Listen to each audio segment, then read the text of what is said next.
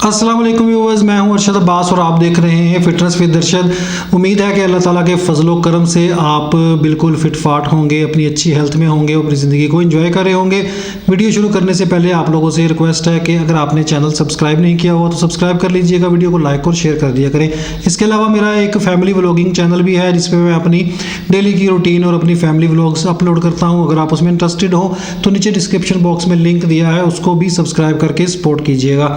आज मैं आप लोगों के साथ जिस चीज़ के फ़ायदे और जिस चीज़ का मिजाज वगैरह शेयर करूंगा वो है तुख्मे कूंच, यानी कि मगज़ तुख्मे कूंच। ये जो तुख्मे कूंच है इसकी एक बेल होती है, बूटी होती है, लेकिन बेलदार बूटी होती है और ये जो साथ वाले दरख्त होते हैं, जो इसके साथ पेड़ वगैरह लगे होते हैं, उन पे चढ़ के ये ग्रो करती है। ठीक है, तो इसके ऊपर फलियां लगती हैं, तकरीबन 3-3, 4-4 इंच की फलियां लगती हैं जिनके अंदर ये तुख्मे कूंच होते हैं और हर फली के अंदर 4 से 6 काले स्याह रंग के जो बीज होते हैं वो पैदा होते हैं।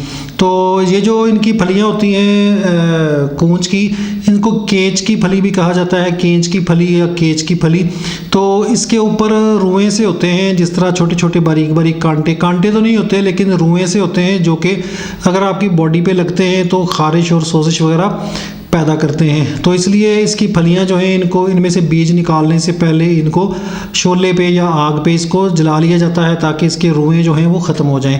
फिर इसके बाद इसके अंदर से स्याह कलर का बीज निकाला जाता है जिसको तुख्मे कूंच कहते हैं, और फिर उस बीज के अंदर से मगज़ निकाला जाता है जो कि सफ़ेद कलर का होता है और उसको कहते हैं मगज़ तुख्मे कूंच। यानी कि आप जब पंसारी के पास जाते हैं तो आप कहते हैं जी मगज़ तुख्मे कूंच दे दें, या अगर आपको पंसारी तुख्मे कूंच भी दे देता है तो आप उसको तोड़ के उसके अंदर से मगज़ निकाल सकते हैं। अच्छा, इसका मैंने बता दिया कि बीज का रंग स्याह होता है और मगज़ का रंग जो है वो सफ़ेद होता है, और इसका जो मिजाज है, मिजाज इसका मोतदिल होता है, यानी कि ना ये गर्म होता है ना सर्द होता है, लेकिन ये मोतदिल माइल बस सर्दी, यानी कि सर्दी की तरफ माइल होता है, ठंडक की तरफ माइल होता है। यानी कि मोतदिल है लेकिन थोड़ा सा सर्दी की तरफ माइल है। तो ये जो तुख्मे कूंच है इसके फ़ायदे क्या हैं, मिजाज मैंने आपको बता दिया है और मैं फ़ायदे बताता हूँ।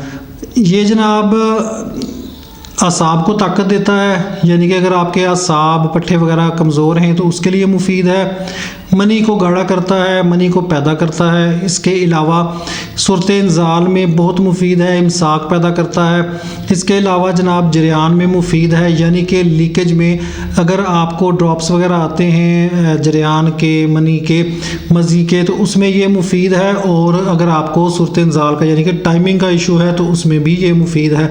तो इसकी जो मिकदार खुराक है, अगर इसको एज़ इट इज़ आपने यूज़ करना हो, यानी कि सिर्फ तुख्मे कूंच का पाउडर ही आप यूज़ कर रहे हैं, तो 3 माशा से 6 माशा, या सादा ज़ुबान में मैं आपको बता देता हूँ 3 ग्राम से 6 ग्राम आप इसको इस्तेमाल करें दिन में 3 या 2 दफ़ा अपनी तबीयत के हिसाब से, पानी या दूध के साथ। और ये जो मैंने आपको ख़वास बताए हैं, इसी बिना पर ये जो जरियान के नुस्खे हैं, इमसाक के नुस्खे हैं, उसके बाद सूरत इंजाल और जो असाब की कमज़ोरी के नुस्खे हैं, पट्ठों की कमज़ोरी के नुस्खे हैं, उनमें ये बकसरत इस्तेमाल किया जाता है। यानी कि इसको दूसरी अद्वियात के साथ, दूसरी जड़ी बूटियों के साथ मिला के इसके सफ़ूफ़ तैयार किए जाते हैं। सफ़ूफ़ मुग़ल्लज़ में भी ये इसका अहम जुज़्व है, तो इस हिसाब से ये बहुत फ़ायदेमंद है।